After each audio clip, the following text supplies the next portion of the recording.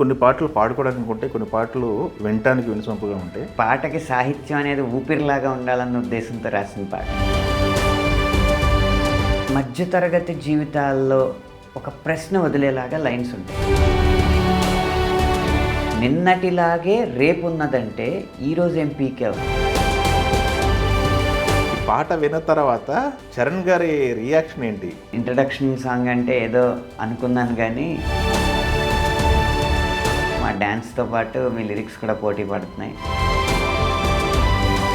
4.5 నిమిషాల పాటు సాగే పాట ఎలాంటి ఉద్వేగాన్ని ఇచ్చిందో దానికి 100 ఇంతలు ఆ 3 గంటల సినిమా మనకి ఇవ్వబోతుంది. నాకు తెలిసి కొన్ని పాటలు పాడుకోవడానికి ఉంటాయి, కొన్ని పాటలు వినటానికి వినసొంపుగా ఉంటాయి. కానీ ఇది వింటున్నంతసేపు ఏదో తెలియని దాని ఏమంటారు, ఇన్స్పైర్ అనొచ్చా, లేకపోతే ఉత్తేజం అనొచ్చా, ఉద్రేకం అనొచ్చా, అన్నీ ఉంటాయి సార్. ఉత్తేజంగా, ఉద్రేకంగా, ఉద్వేగంగా, ఉత్సాహంగా. ఎందుకంటే ఒక ఊపిరి, పాటకి సాహిత్యం అనేది ఊపిరిలాగా ఉండాలన్న ఉద్దేశంతో రాసిన పాట. మన మధ్యతరగతి జీవితాల్లో ఒక ప్రశ్న వదిలేలాగా లైన్స్ ఉంటాయి.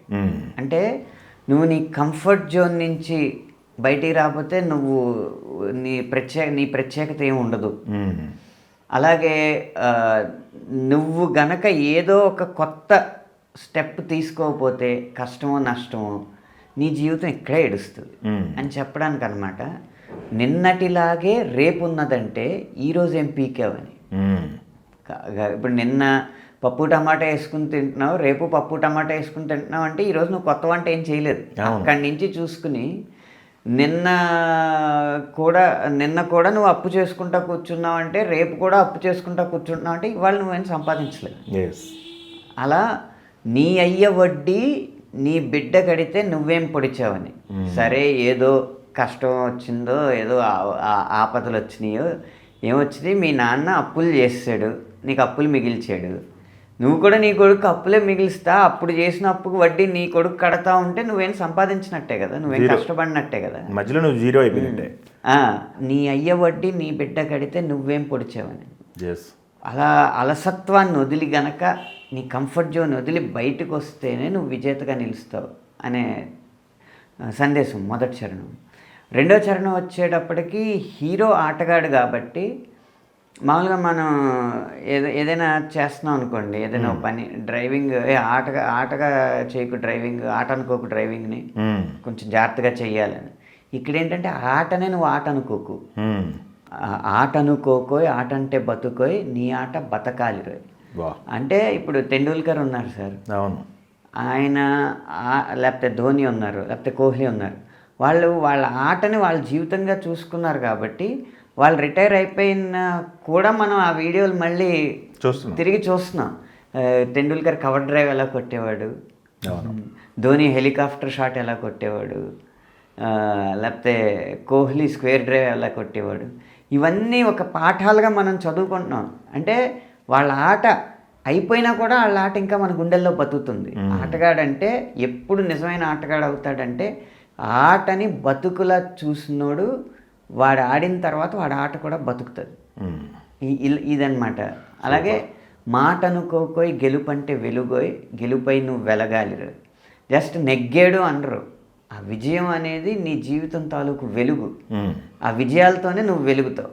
కాబట్టి గెలుపొంది నువ్వు వెలుగొందు అని చెప్పడం అనమాట. ఇదేంటంటే ఈ పద్ధతి మిత్ర సంహిత అన్న సాహిత్యం అండి. ఒక ఫ్రెండ్ తన ఫ్రెండ్తో ఎలా మాట్లాడతాడని, ఆడ అవసరమైతే తిడతాడు. ఈరోజు మనం అమ్మా నాన్నలు తిట్టినా కూడా ఆ ఫ్రెండ్ అవుతాం, పడం. కానీ ఒక స్నేహితుడు తిడితే మాత్రం చాలా తేలిగ్గా తీసుకుంటాం, వాడు చెప్పిన దాన్ని పాటిస్తాం. అలా ఒక తిట్టే స్నేహితుడు, తిట్టి మరీ రెచ్చగొట్టే స్నేహితుడు పాడితే ఎలా ఉంటుంది అనేది ఈ పాట అండి. ఎక్సలెంట్ సార్, సూపర్, మామూలుగా కాదు.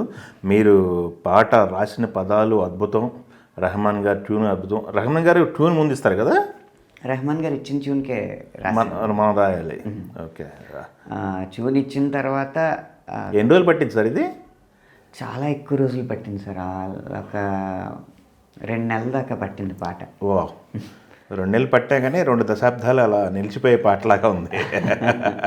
ఈ పాట విన్న తర్వాత చరణ్ గారి రియాక్షన్ ఏంటి? చరణ్ గారిని కలిసారా ఈ పాట సందర్భంలో? ఎప్పుడన్నా మీరు కలిసే అవకాశం వచ్చిందా? ఆ, మీ పాట వల్ల మంచి డ్యాన్స్ ప్లాన్ చేస్తున్నావు అని ఒక సందర్భంలో చెప్పారు. అవునా? ఓకే. నిన్న పాట విడుదలైన తర్వాత ఫోన్లో మాట్లాడామన్నమాట. ఓకే.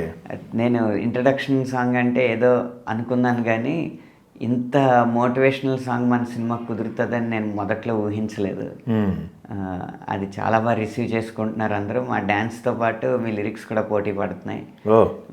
మీరే మేనిఫెస్ట్ చేసి ఉంటారు ఇంత మంచి పాట రావాలని. మీ మేనిఫెస్టేషన్ మా అందరికీ ఒక వరంలాగా లభించిందని చెప్పారనమాట ఆయన. ఎక్సలెంట్. మామూలు విషయం కాదు. అంటే బుచ్చిబాబు గారికి సంబంధించిన చిన్న పోస్ట్ చూశాను. ఆ పాట షూట్ టైంలో ఆయన హై ఫీవర్తో ఉన్నాడు రామ్ చరణ్ గారు, షూటింగ్ క్యాన్సిల్ చేద్దామంటే వద్దు అని మొండిగా చేశారు అని చెప్పి ఆయన పోస్ట్ చేయడం జరిగింది. ఎందుకంటే ఆ పాటలో ఉన్న లైన్ని తూచా తప్ప పాటించారు ఆయన. మండే గుండె నీలో లేదంటే కాలు చెయ్యి ఉన్నా లేనట్టే అని. వావ్. ఆ మంట గుండెల్లో కనుక ఆ మంట ఉంటే జ్వరం చాలా చల్లగా అనిపిస్తుంది సార్. ఆయన ఓన్ చేసుకున్నారు అయితే మొత్తం సినిమానే ఆయన సొంతం చేసుకున్నారు ఆయన. ఈ ఒక్క పాట ఒక భోజనం ముందు పెట్టే ఒక చిన్న చక్కెర పొంగల్ లాంటిది అనమాట. ఎస్. సో పాటలో చరణ్ గారి అపియరెన్స్ కానీ, చరణ్ గారి స్టెప్పులు కానీ రిలీజ్ తర్వాత మీరు విజువల్గా చూసుకుంటే, మీ పాటను మీరు విజువల్గా చూసుకుంటే ఏమనిపించింది సార్? నిజానికి ఒక నా పాట అనే ఒక బిడ్డ చిత్రీకరణ రూపంలో ప్రయోజకుడు అయ్యాడు అనిపించింది అంతే. వావ్. చేతికి అందొచ్చిన కొడుకుని చూసి తండ్రి ఎంత ఆనందిస్తాడో, నేను కాగితం రూపంలో నేను రాసిన పాట తెర రూపంలో అంత అందంగా వచ్చినప్పుడు అలాంటి భావోద్వేగం కలిగింది నాకు. ఈ పాటలో మీకు ఏదైతే ఉద్వేగం కలిగిందో, ఈ పాటలో ఏదైతే ఉత్సాహం కలిగిందో, దీనికి 100 రేపు సినిమా మీకు ఇవ్వబోతుంది. ఈ 4.5 నిమిషాల పాటు సాగే పాట ఎలాంటి ఉద్వేగాన్ని ఇచ్చిందో దానికి 100 ఆ 3 గంటల సినిమా మనకి ఇవ్వబోతుంది రేపు. సూపర్. అయితే అద్భుతం. అది అంత ఉద్వేగం ఇచ్చింది కాబట్టి పాట అంత బాగా పరిగెత్తింది. వావ్, సూపర్ అండి. మామూలు విషయం కాదు. కానీ ఏదైనా ఎక్కువ ఘనత మాత్రం దర్శకుడికి ఇవ్వాలండి. ఆ పాట ఇది కావాలని చెప్పి ఆయన అంటే ఆయనకి ఏం కావాలో ఆయన క్లారిటీ పేపర్లు రాస్తూ ఉండేవారు. అలాగే డైరెక్షన్ డిపార్ట్మెంట్ని చుట్టూ కూర్చోబెట్టి ఇది పాట వెనక ఫిలాసఫీ, నువ్వేం చెప్తావు, నువ్వు ఎలా రాస్తావు అని అందరికీ కూర్చోబెట్టి ఎవరికి తట్టిన ఐడియాలు వాళ్ళకి చెప్పేలాగా ఇంత తొట్ట తీసుకొచ్చే ఐడియాలు నాకు ఇస్తూ ఉండేవారు అనమాట. వాటిని చూసుకుని ఓకే ఎలా ఆలోచిస్తున్నారు, ఇంత ఇంత ఇంత లోతుగా ఆలోచిస్తున్నారు, మనం ఆషామాషిగా రాస్తే కుదరదు అని చెప్పి వాళ్ళు అన్నీ పక్కన పెట్టుకుని దానికి నా ఆలోచనలు జోడించి మొత్తం ఒక బృంద విజయం అన్నమాట ఇది. ఎస్.